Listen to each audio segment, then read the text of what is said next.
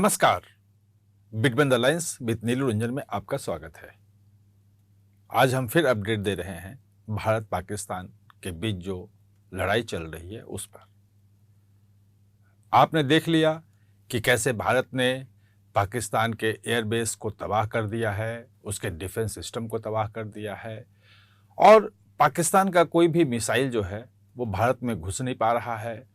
उसके जो ड्रोन्स हैं वो मार गिराए जा रहे हैं। यानी कि भारत का जो डिफेंस सिस्टम है वो बहुत ही मजबूत है और पाकिस्तान का जो डिफेंस सिस्टम है जो चाइनीज़ है उसकी हवा निकल गई है। उसको भारत ने कई डिफेंस सिस्टम को तबाह कर दिया है।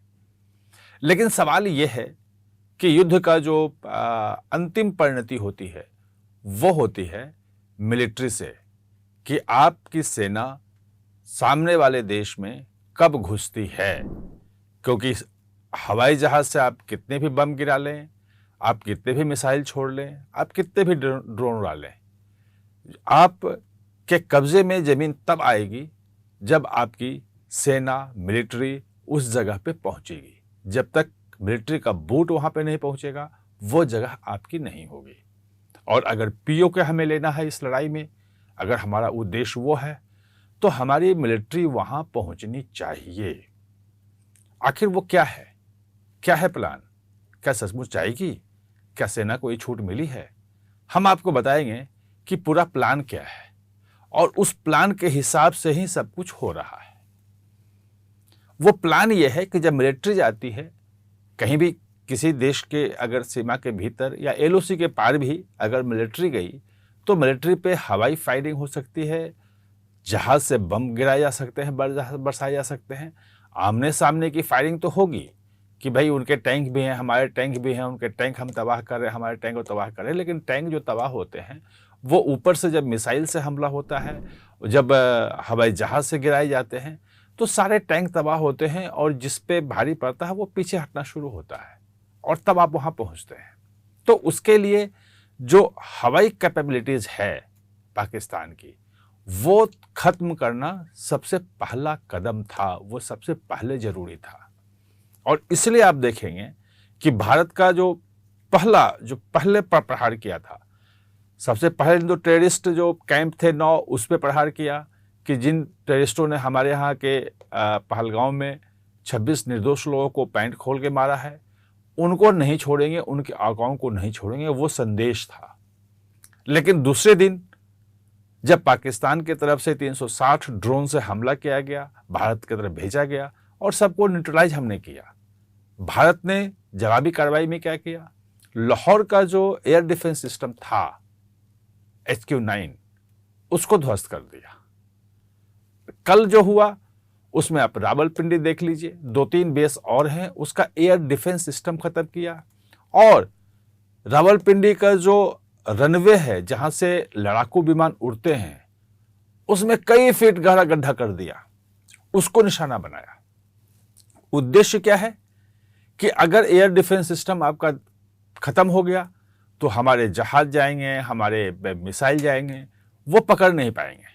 और जब पकड़ नहीं पाएंगे तो हम जहां चाहेंगे वहां जाके हम बम गिरा के आ सकते हैं, सुरक्षित आ सकते हैं। क्योंकि आप बंदूक की गोली से और तोप की गोली से हवाई जहाज को आप नहीं रोक सकते हैं, जंगी जहाज को बिल्कुल नहीं रोक सकते हैं। ये पहला कदम था जो भारत ने कल पूरा किया। दूसरा कदम जो है कि आपने देखा होगा कि एलओसी के पार कई चौकियां, जो उनके ड्रोन के जो लॉन्च पैड थे, वो जो आतंकी जो सैनिक की जो पाकिस्तान रेंजर्स की जो चौकियां थी, वो उन चौकियों का इस्तेमाल जो है आतंकवादियों को भेजने के लिए भी किया जाता था, उन सबको तबाह किया, उनको उड़ा दिया। यानी कि अब धीरे धीरे पाकिस्तान की कैपेबिलिटीज जो है वो भारत पे हमला करने की, भारत का सैनिक अगर अंदर घुसता है, एलओसी के पार जाता है, तो उसको मारने की क्षमता धीरे धीरे कमजोर हो रही है।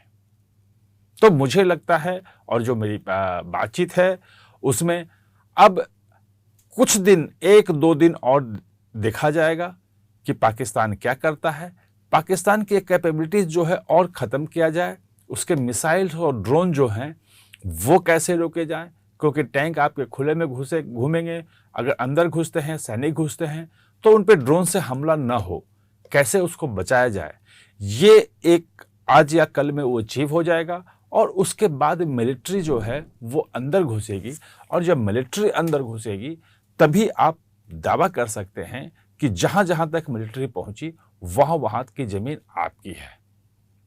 और अगर पाकिस्तान कुछ नहीं कर पाता है, पाकिस्तान अगर सरेंडर कर जाता है, पाकिस्तान अगर बेचारगी जता देता है, जैसा आज वो कहने भी लगा है।